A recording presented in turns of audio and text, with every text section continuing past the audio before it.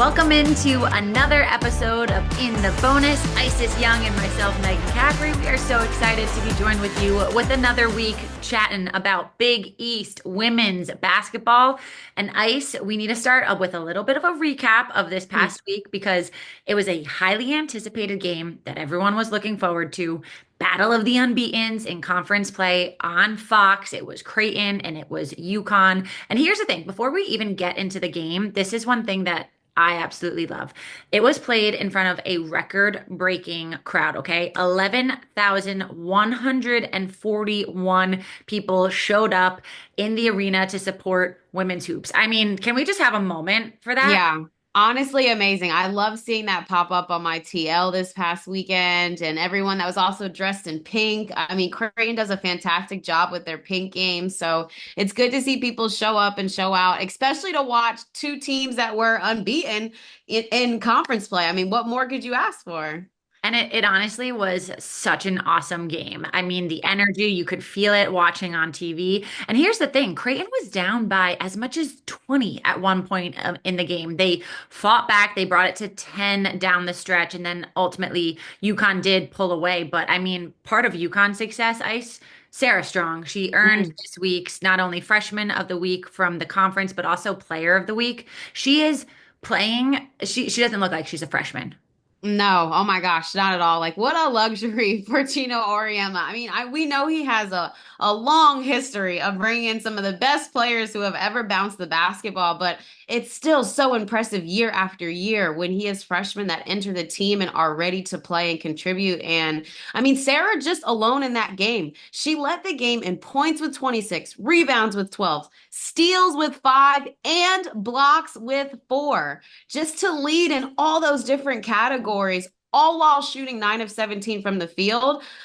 Just wise beyond her years on the floor and so fun to watch. And I think one of the funniest things too, kind of, right, is like we sit there and we're like, this is so much fun to watch, right? We're talking about all of the wonderful things she did. However, you talk to her head coach, Gino Auriemma, after, and he's gonna find some things to pick apart because he is the GOAT, and obviously that's why he's pumping out such incredible players. But it's always kind of funny where we sit back and we're like, this was so impressive. And he's gonna be like, know this, know that, Yep. know this. Yep. Gino's going to keep us honest every single time. Mm. Let's turn to our next segment, 3 minutes, three questions. Ice, we have to kind of start talking a little bit more about Sarah Strong. So let's stay on her. And I'm curious with her production throughout the season, genuinely. So not just with that Creighton game, what has really impressed you the most with UConn Sarah Strong? Yeah, I would say three things that immediately come to mind when I think about Sarah. One, it's her maturity. It's the fact that she gets on the floor and she looks like she's so experienced. She's so poised. She's calm, cool, and collected. She Mm, doesn't seem sped up at all. In fact, she seems like she's been running this UConn offense for years now. The second thing is her comfortability with her teammates and on the floor. The way that she can score in the paint, from the mid range, from three, even defensively, her comfortability in guarding whoever is in front of her. We talked about that game versus Creighton where she had 5 steals. And then lastly, the most important thing, consistency. We mhm. see all the time first year players go up and down throughout the season because they're adjusting to academics and the travel and the level of play. And Sarah has made extremely consistent throughout this season for the Huskies, despite them having some injuries and players who have played less time here or more time here. She has been the consistent thread. And so it's just been awesome to watch. And I've been more than impressed with her in terms of her freshman of the year candidate that she is. I mean, she has been terrific. I will stick on the theme with talking about UConn Creighton, but more so, Meg, I want to ask you about Creighton. Hey, I mean, a 72-61 loss to UConn in the Big East. You know, what did you make of what Creighton showed? I think the important thing really is you just highlighted it right there, right? That final score says so much. This Creighton team, right? This is only now their first loss in conference play. If I am their head coach, Jim Flannery, I'm not nervous, right? Right. Because I think it's you're relying on the veteran experience and we're being able to see when you have this core unit like Creighton has been so lucky to be able to have throughout the majority, right, of the time that they've been playing together with Molly Mogensen, Morgan Molly, Lauren Jensen. you're able to see what they're able to do in a game like they just had against UConn. The fight, the ability to, you're down by 20 and bring it back, right? Calm, cool, collected. They're not getting rattled. And I think that there's something so important for coaches and other teams, right, to be able to take away from this Creighton squad where if you're this lucky to have a unit like this play together, they're able to play through anything. So if I'm Flan, I'm excited about what my team was able to do. Obviously, there's going to be some things to fix up there, but so many positive takeaways for this Creighton squad.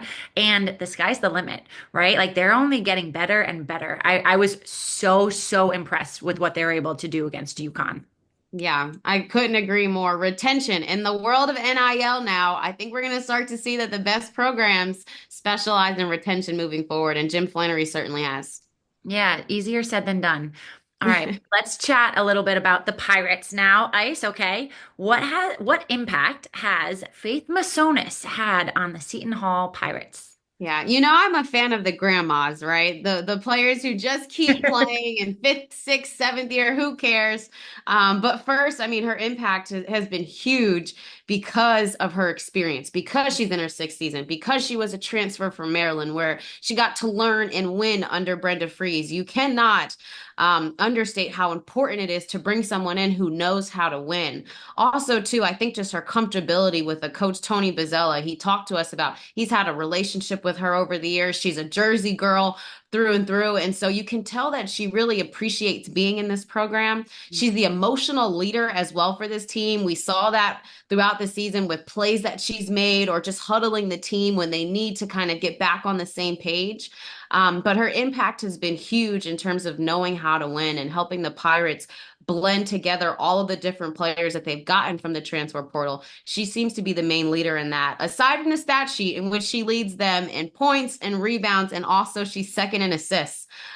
She's been a tremendous addition for the Pirates and so fun to watch in the Big East. Well, sticking on the topic of grandma, since we love all of them in the league, we actually had the opportunity to speak with a different one from DePaul, their Jorie Allen. She has a different nickname that her teammates give her. Don't worry, it's not grandma. Tune into this interview and figure out what the nickname is from her teammates. DePaul's Jorie Allen is coming off of a career high 34 points in the Blue Demons' exciting overtime win over Butler this past weekend. Oh yes, let's go. As we welcome the forward two in the bonus. Jorie, how's it going, girl? 34 points. I love it. Man, I'm just glad we got out of there with a win. But I'm great. I'm glad to be here. Thanks for having me. Of course. And just kind of sticking within that game a little bit, Jorie, would love to know at what point during the game did you feel a little bit like you were in an offensive rhythm? Did you know that you were gonna be close to career high? Like what was going through your mind? Oh, I it was just a really hard fought game. Butler is a really solid team and we're playing at their place and I thought that we had some defensive lapses on our end, but then Butler was capitalizing on that. So we were down 10 at Mhm. one point in the fourth quarter and I just kind of looked at my girls in a huddle and I was like, all right, like we got to make a run. We got to make something happen. And I was just being really aggressive and my girls were getting me the ball in my sweet spots, the pinch post, low post, and I was working that area and then luckily we made some plays towards the end, but I didn't know I wasn't really tracking on my career high, but wow, it was so fun to hit that in front of I'm from Indiana, so Butler's like an hour 45 from my hometown. I had my parents, aunts, uncles, cousins, brother. I mean, everybody was there. I had about 30 people after the game, hugging and kissing on me. So it was a really fun day for me. Aw, that sounds amazing. I mean, you're now in your fifth year on the court, sixth year in college basketball. Where would you rate that moment compared to so many others that you've experienced? I'm one of the best. It has to be one of the best. And what was also special for me is that I didn't come off the floor that game. And there's been some Oh. games this year where I've had foul trouble or I just I've always been a big body. Like my endurance has been good, especially this year. But to be able to go 45 minutes in front of what felt like a hometown crowd, my parents, they were so proud of me after the game. My mom was just loving on me, and my dad's telling me he's proud of me, and that just it meant the world. It's probably my last time playing a basketball game in the state of Indiana, and that's where it all started. So it was very, very special. I love that. Did they have any signs or were there the cheering section or were they just real loud? No signs, just yeah, very loud, very animated, but yeah, no signs. Oh, well, I think it's fitting kind of, with you just talking about, right, your journey a little bit, right? There's some last kind of coming up, at least this go around with DePaul for you. And I think when you think about your journey on the offensive side as well, Jory, you started your freshman year, you're averaging 8.7 points per game. And now fast forward to this year, you're averaging right under 20 points a game. So when you think of that journey of the growth, the confidence, the development in the game, how would you be able to put that into words for us? Wow, that's just what it's all about, right? Is Yeah. trying to feel a bit better every year. Um, DePaul has, every year my role has changed a little bit on the team, and that goes with age and having really skilled older players around you, and being more of a role player, um, finishing on residuals to, uh, you know refining my skills and gaining more confidence. A lot of my journey was having the confidence, and the pole ball, everyone's got the green lights, and we don't care who scores. We want to score, we want to win. Yes. But even the culture of the pole ball has, we're not putting points on the board like we historically have.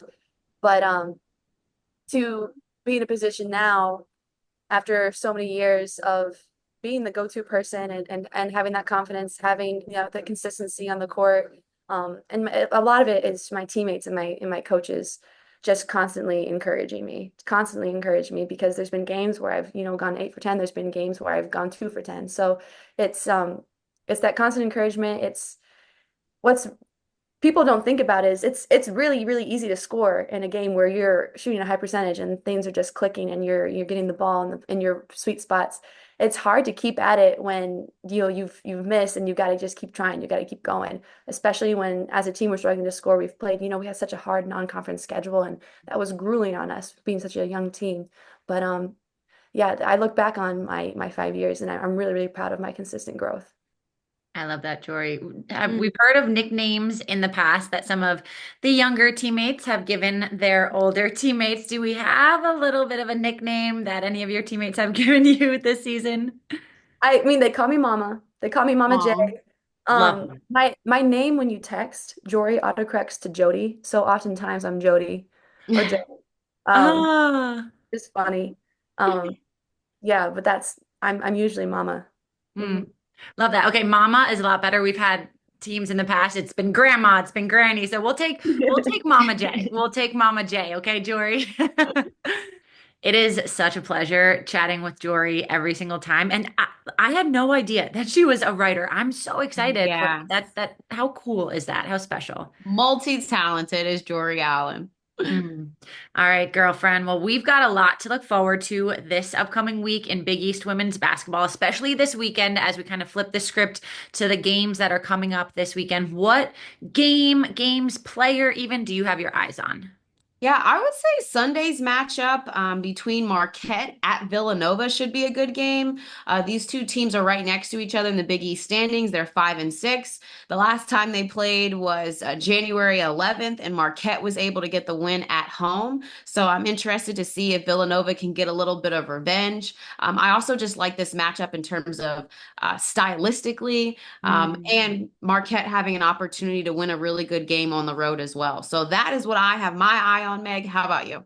Well, I'm sticking with the Sunday slate, and it is a big game. It's a game that's near and dear to, I know, not only my heart, but the heart of so many Big East women's basketball fans. And it is our National Girls and Women in Sports Day female forward broadcast. Yes.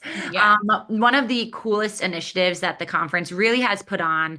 Another year doing this. Now, this year, it's Providence heading out to Omaha to take on the Creighton Blue Jays. And before we kind of get into the game itself has so much stuff going on, which is why you need to tune in. It's on FS1 and ICE, everyone from the sideline reporter, right? Play-by-play analyst, table crew, the camera, the utility, it's all females. It is the like never before done before the Big E started doing this. It is the coolest thing ever.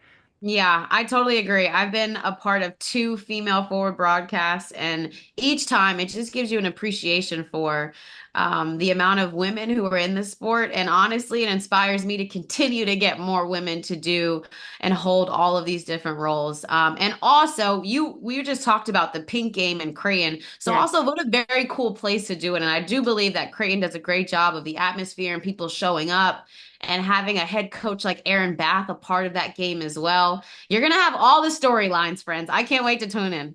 Oh, so much good stuff. And especially, right, you look at talking about the game a little bit. We talked about Creighton plenty, but Providence, they've got a lot to be playing for. They recently took a little bit of a dip. They've lost some games within these past few weeks. However, this team, you talk about fight, that is one thing that an Aaron Bath team always had, Ice. It is fight. They will fight to the very finish. Yeah, I think it'll be a good game. It'll be a good challenge for Providence on the road and a good challenge for Creighton at home as well. 2 p.m. Eastern time on FS1. Be sure you are tuning in. I'm going to be sidelined. I'm excited. Ice, always a pleasure, girl. We'll see you guys next week.